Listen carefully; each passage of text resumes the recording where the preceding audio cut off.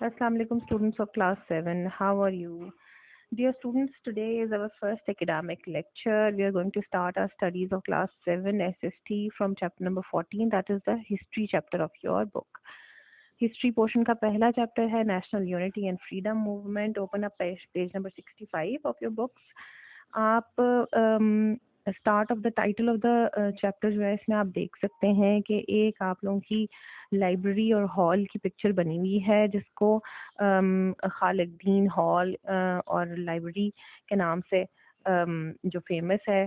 ठीक है, तो ये हमारी कराची में है लाइब्रेरी, 1906 में बनी थी। एक बहुत जो है ना फेमस मर्चेंट थे जो है ना गुलाम हुसैन खालिदीन, जो कि फिलेंथ्रोपिस्ट भी थे। फिलेंथ्रोपिस्ट कौन होते हैं? जो चैरिटी वर्क बहुत ज़्यादा किया करते हैं। तो उन्होंने ये मुस्लिम्स के लिए 1906 में एजुकेशन को प्रमोट करने के लिए और मुस्लिम्स को जो है ना लेटेस्ट मॉडर्नाइज्ड एजुकेशन की तरफ कन्वर्ट करने के लिए, उनको इनिशिएटिव थोड़ा सा देने के लिए बहुत बड़ी लाइब्रेरी बनाई थी जो अभी तक हमारे कराची में है मौजूद। ठीक है जी, तो स्टार्टिंग फ्रॉम द हिस्ट्री आप लोगों ने क्लास 6 में जो है ना मुगल्स की और सारी मोहम्मद बिन कासिम का अराइवल जो हुआ था सब कॉन्टिनेंट में, वहाँ से हिस्ट्री हमारी स्टार्ट हुई थी। फिर उसके बाद वहाँ पे मुस्लिम रूल हमारा सब कॉन्टिनेंट में आया, सिंध में हमारे, और उसके बाद चेंजेस आई बहुत सारी मुस्लिम रूल के साथ, पॉजिटिव चेंजेस। फिर वारीज और फिर गजनवीज, ये डायनेस्टीज थी जिन्होंने फॉलो किया मोहम्मद बिन कासिम को। और उसके बाद रजिया सुल्ताना आई। रज़िया सुल्ताना के बाद मंगोल्स के बारे में आपने पढ़ा था, जिनका लीडर जो था चंगेज़ खान था। ये लोग मंगोल्स थे और ये मंगोलिया से आए हुए थे, मंगोलिया ओरिजिन के थे। फिर मैंने आपको एंड में, बिल्कुल हमारा हिस्ट्री जब एंड हुई थी 6th क्लास में, तो मैंने आप लोगों को बताया था that Mongols after the death of their leader Changez Khan and after a long time passed away after Genghis Khan, and they converted into Mughals. ये मुगल्स बन गए थे और इन्होंने एम्पायर क्रिएट करी थी पूरी मुगल्स ने। और मुगल्स के उसके बाद डायनेस्टी स्टार्ट हो गई थी, मुगल डायनेस्टीज, जिनमें बाबर, औरंगजेब और शाहजहां और बहुत सारे मुगल रूलर्स आए सब कॉन्टिनेंट पे जिन्होंने रूल किया।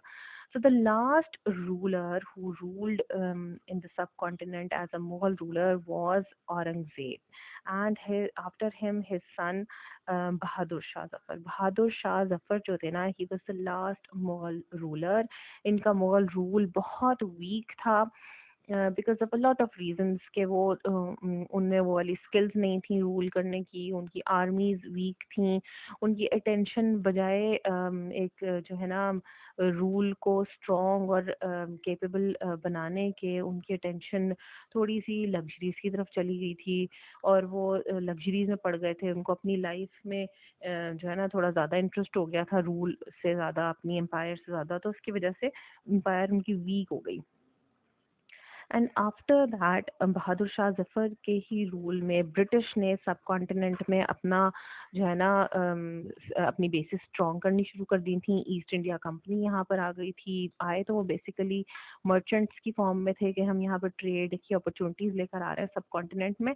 लेकिन उसके बाद हो क्या गया था कि उन्होंने बहुत अपना ना स्ट्रॉन्ग कर लिया था यहाँ पर अपनी बेसिस, और उसके बाद उन्होंने लोगों को, हिंदूज को और डिफरेंट जो माइनॉरिटीज़ थी, सिख्स को और मराठास को, और इन सब लोगों को अपने साथ बुलाना शुरू कर दिया। इनको फाइनेंशियल इंसेंटिव्स, इनको ज़मीनें अलॉट करनी शुरू कर दी और मुस्लिम रूल्स के, मुगल्स के अगेंस्ट उनको खड़ा करना शुरू कर दिया। बहादुर शाह जफर की एम्पायर और ज़्यादा वीक हो गया, इनका रूल। और 1857 में एक वॉर ऑफ इंडिपेंडेंस हुई जिसमें एक साइड पे मुस्लिम्स और मुगल्स और इनकी सारी थी, और दूसरी साइड पे ब्रिटिश और मराठास और सिख्स और हिंदूज और सारे ये थे दूसरी साइड पर। तो फॉर श्योर यहाँ पर हमारा ऑलरेडी बहादुर शाह जफर की जो थी बहुत वीक थी एम्पायर, और उन्होंने लूज किया और उसके बाद ब्रिटिश प्रिजन में ले गए उनको, बहादुर शाह जफर को, जहाँ 1862 में इनकी डेथ हो गई थी ब्रिटिश प्रिजन में ही। और उसके बाद आ गया था यहाँ पे ब्रिटिश रूल। ठीक है जी, जहाँ से हम लोगों ने स्टार्ट करनी है अपनी स्टडीज क्लास 7 की, वो है ब्रिटिश रूल का जो स्ट्रेंथ है ना यहाँ पर जब कायम हो गई, तो उसके बाद क्या सिचुएशन थी। So open up page number 65. Let us start reading. After the fall of the Mughal Empire, followed by the defeat in the War of Independence, जैसे मैंने आपको बताया 1857 में War of Independence हुई थी और जिसके बाद मुगल एम्पायर ब्रेक हो गई थी. Muslims lost their power and status. They did not at this time help themselves as they rejected the education that the British had so belatedly set up. सबसे बड़ी जो मुस्लिम्स की वीकनेस थी ना वो ये थी कि उन्होंने ब्रिटिश के साथ जो है ना अपने आप को इस तरह लिंक कर लिया था कि जो चीज़ भी ब्रिटिश से लिंक्ड है ना वो कुफर से लिंक्ड है. तो उन्होंने एजुकेशन जो ब्रिटिश ने यहाँ पर एक अच्छा सेटअप एजुकेशन का स्टार्ट करने की कोशिश करी जिसको हिंदूज ने फ़ौरन जल्दी जल्दी एक्सेप्ट करके अपने बच्चों को उसमें एडमिशन दिलवाए और अपने जो इंग्लिश सिस्टम ऑफ एजुकेशन था ना उसको प्रमोट किया इन्होंने अपने सेटअप में और पढ़ाई शुरू करवा दी अपने बच्चों को इनमें एडमिशन दिलवा दिया इनकी स्कूलिंग सिस्टम में. और मुसलमानों ने क्या किया उन्होंने इसको रिजेक्ट कर दिया. एक दूसरे को ये कहा कि नहीं सिर्फ मदरसा एजुकेशन है जिसको हमने अडॉप्ट करना है, मदारस में जाएंगे हमारे स्टूडेंट्स और मॉडर्नाइज्ड एजुकेशन से हमने दूर रहना है, ये कुफर से लिंक है, जो अंग्रेजी बोलता है वो काफिर है. इस जो है ना थिंकिंग की वजह से जो डाउनफॉल है ना सब कॉन्टिनेंट में वो ज़्यादा मुसलमानों का स्टार्ट हुआ था. The Hindus seized the opportunity and accepting education took over all the important position and the power in the industry and the civil service. Aahista Aahista जो पॉजिटिव एजुकेशन की साइड पे इन्होंने मॉडर्नाइज्ड एजुकेशन की साइड पे अपने बच्चों को डालना शुरू किया. तो जो कामयाब लोग थे वो कौन थे? हिंदूज और सिख्स थे. और मुसलमान जो थे वो मॉडर्न एजुकेशन से दूर होकर सिर्फ मदरसा एजुकेशन की साइड पे रह गए. तो सारी इंपॉर्टेंट पोजिशंस जो थी सब कॉन्टिनेंट में जो आर्मी की हाईएस्ट रैंक्स थे या किसी भी ऑर्गेनाइजेशन में प्लानिंग डेवलपमेंट ऑर्गेनाइजेशन हो गई या कोई भी जगह हो गई उसमें हिंदूज ने ऊपर की सारी पोजीशंस लेनी शुरू कर दी. तो ब्रिटिश को भी जाहिर है वही अट्रैक्ट कर रहे थे, पढ़े लिखे समझदार लोग वही लग रहे थे. मुस्लिम्स में बहुत रेयर फैमिलीज थी जिन्होंने अपने बच्चों को इस एजुकेशन की साइड पर डाला. However, there were some enlightened Muslims, कुछ रोशन ख्याल मुसलमान भी थे, like Sir Syed Ahmad Khan and Ali brothers and Allama Iqbal, who realized the plight of their situation. जो ये situation समझ रहे थे कि मुसलमान कितने नुकसान में जा रहे हैं मॉडर्न एजुकेशन को छोड़कर. These leaders contributed to the awakening of the Muslims internationally and in giving back to them their sense of pride and purpose. उन्होंने मुसलमानों को इंटरनेशनली सिर्फ सब कॉन्टिनेंट में नहीं हर जगह वो लोग गए, लंदन इंग्लैंड, ये लोग सारे बहुत एजुकेटेड लोग थे and they tried to give the Muslims back their sense of pride and purpose. उन्होंने कहा मुसलमानों का जो यकीन और मुसलमानों का जो हौसला है ना उसको हम एजुकेशन से और इन लोगों को इक्विप करके मॉडर्नाइज्ड एजुकेशन से तो इनको हम चेंज करना चाहते हैं. अच्छा, इन लोगों में जो सबसे पहली पर्सनालिटी हमने जिनके बारे में पढ़ना है ना दैट इज जमालुद्दीन अफगानी. जमालुद्दीन अफगानी को अफगानी इसलिए कहा जाता है कि बेसिकली ये he was born in Iran. पैदाइश तो उनकी ईरान की थी बट उन्होंने अपनी एजुकेशन और अपना जो सारा ये जो स्टूडेंट लाइफ थी ना अपनी ये अफगानिस्तान में गुजारी थी. तो इस वजह से ही मतलब joined the word Afghani with his name. Jamaluddin Afghani उनको इसलिए बेसिकली कहा जाता था. अफगानिस्तान में से यूनिवर्सिटीज़ में से इन्होंने मुस्लिम यूनिवर्सिटीज़ में से एजुकेशन हासिल करी और उसके बाद इन्होंने एक जो है ना पैन इस्लामिज्म का एक मुस्लिम यूनिटी और मुसलमानों की उम्मत जो है ना उसको स्ट्रॉन्ग करने के लिए कि हम एक दूसरे के खिलाफ ना हो जाएं. अगर कोई मॉडर्न एजुकेशन हासिल कर रहा है मुसलमान तो उसको काफिर ना कहना शुरू कर दें. वो इस्लाम के ही अल्लाह ताला ने भी तो हमें तालीम हासिल करने को कहा ना, दीन की तालीम भी और दूसरी दुनिया की तालीम भी, चाहे तुम्हें चीन ही क्यों ना जाना पड़े. तो चीन एक बहुत दूर का कॉन्सेप्ट सोचा जाता था कि जी इतना लंबा ट्रैवल है चाइना जाने का. तो ये अल्लाह ताला का हुक्म था कि इल्म हासिल करो, हर मुसलमान मर्द औरत पर इल्म हासिल करना फ़र्ज़ है. इस कॉन्सेप्ट को लेकर चले थे ये सारे हमारे जो है ना एजुकेटेड फ्लॉक जो था हमारा मुस्लिम्स का सब कॉन्टिनेंट में. अच्छा जी, सबसे पहले हम जमालुद्दीन अफगानी के बारे में पढ़ना स्टार्ट करते हैं. जमालुद्दीन अफगानी की पिक्चर ये जो मैंने आपको दिखाई है ये इनकी ओल्ड एज की पिक्चर है और इनकी ये यंग एज की पिक्चर है जब ये अफगानिस्तान में स्टूडेंट थे और उन्होंने ये सारी तहरीक शुरू करी और उस वक्त इनके अंदर चेंज आया और इन्होंने भी सब कॉन्टिनेंट में अपनी बातों से अपनी इन चीज़ों से मोटिवेट करना शुरू किया मुसलमानों को तालीम की तरफ. One of these figures was Jamaluddin Afghani. He was born in Iran and educated in Afghanistan. इन चीज़ों को अंडरलाइन करते जाएं, ये ऑब्जेक्टिव्स हैं. He traveled widely throughout the Muslim world and Europe. खूब उन्होंने सफ़र किए जगह जगह, तालीम की निस्बत से भी और वैसे भी थोड़ा सा दुनिया को देखने का भी उनको शौक था। ट्रैवल करते थे, अच्छे फिलोसोफर्स से, अच्छे एजुकेटेड लोगों से मिला करते थे। A man of liberal and progressive views, liberal मतलब आज़ाद ख्याल थे ये। डिस्पाइट अ ट्रेडिशनल एजुकेशन, उन्होंने भी मदरसे में एजुकेशन हासिल करी स्टार्ट में। Afghani believe that the Muslim world must modernize, इनकी सबसे बेसिक जो थॉट और थिंकिंग थी ना वो ये थी कि मॉडर्नाइजेशन की तरफ मुसलमानों को लेकर जाना चाहिए। It was to successfully meet the challenges of the west, if it was to successfully meet the challenges of the west, अगर वो कामयाबी के साथ दुनिया के चैलेंजेस को मीट करना चाहते हैं, मुसलमानों को मॉडर्न तालीम हासिल करनी चाहिए, इनका ये ख्याल था। Muslims need to learn new technology and science and look forward to a better future instead of only looking back at the glorious past. अपने पुराने शानदार पास्ट की तरफ देख देख कर फैसिनेट होने के बजाय इस वक्त जो प्रेजेंट की डिमांड है, नीड ऑफ द डे है, उसको पूरा करना चाहिए। तालीम हासिल करें, साइंस टेक्नोलॉजी में अपने आप को आगे बढ़ाने की कोशिश करें।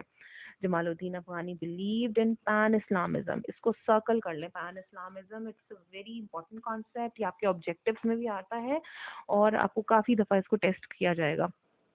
पैन इस्लामिज्म जो है ना, इन्होंने जमालुद्दीन अफगानी ने यूनिटी ऑफ द मुस्लिम्स के कॉन्सेप्ट को दिया था। That he believed in pan Islamism uniting all the Muslims in a single community the Umma.